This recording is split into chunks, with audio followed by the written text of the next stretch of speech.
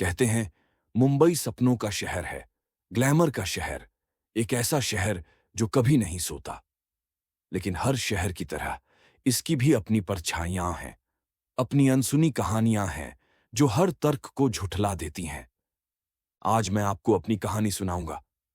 यह कहानी दक्षिण मुंबई के ऐतिहासिक दिल काला घोड़ा आर्ट्स फेस्टिवल से जुड़ी है। वो जगह जो अपनी सुंदरता और रचनात्मकता के लिए मशहूर है। यह जिंदगी, रंगों और कला का जश्न है। लेकिन मैंने वहां सीखा कि जब कला का कोई रूप भूखा हो जाता है तो क्या होता है। जब कला का कोई नमूना सिर्फ देखने की चीज नहीं बल्कि एक खाली बर्तन बन जाता है जो भरे जाने का इंतजार कर रहा हो। मेरा नाम रोहन है और मैं एक फोटोग्राफर हूं। कुछ साल पहले मैं एक परफेक्ट तस्वीर खींचने गया था, लेकिन मैंने कुछ और ही कैद कर लिया। कुछ ऐसा जो परछाइयों से निकलकर मेरे पीछे आ गया था। और इस बारे में बात करना आज भी आसान नहीं है। उस दिन फेस्टिवल का माहौल शानदार था। भीड़, शोर, हर तरफ ऊर्जा। मेरी गर्लफ्रेंड प्रिया तो जैसे जन्नत में थी। वो एक पेंटर है तो उसके लिए ये सब प्रेरणा जैसा था। मैं थोड़ा अलग सोचता था। मैं वहां काम के लिए गया था। उस भीड़ और शोर के बीच से अपने पोर्टफोलियो के लिए वो एक परफेक्ट अनोखी तस्वीर ढूंढ रहा था। मेरे लिए सब कुछ सामान्य था जब तक वो मुलाकात नहीं हुई।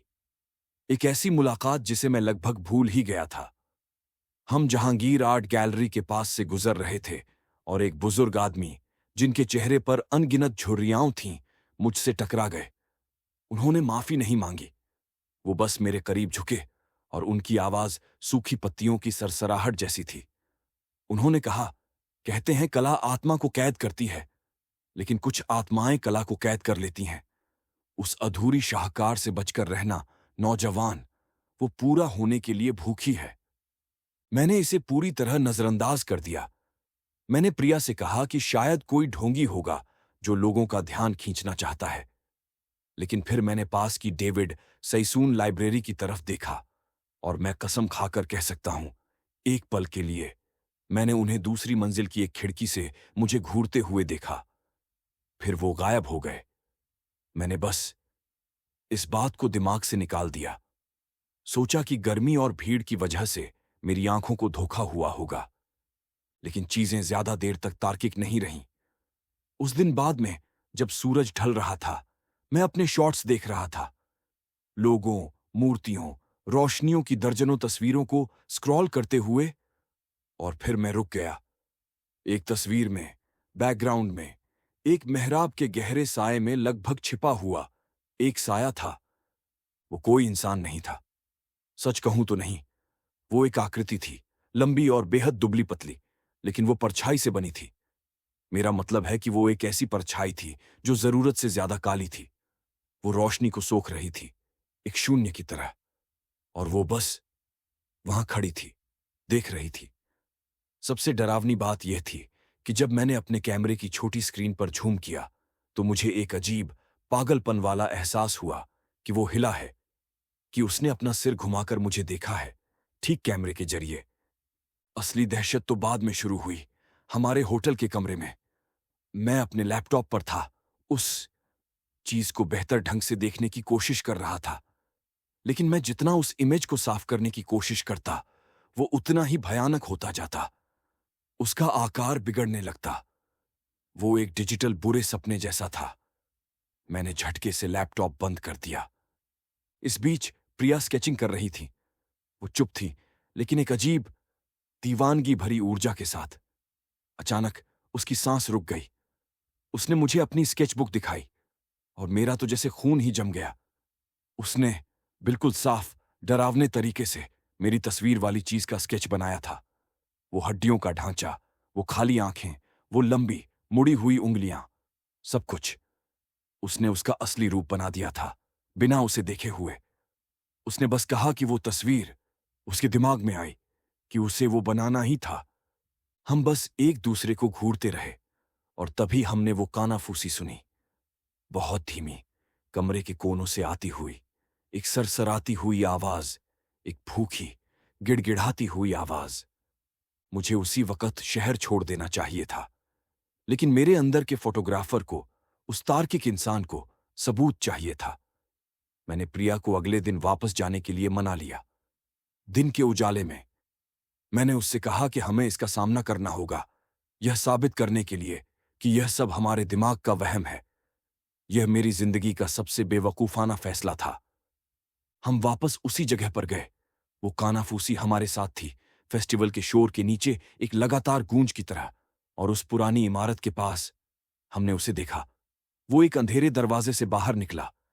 अब वो कोई परछाई नहीं था, वो असली था, अर्धपारदर्शी, कांपता हुआ, एक टूटी हुई झटकेदार कठपुतली की तरह चल रहा था। हवा अचानक बहुत ठंडी हो गई।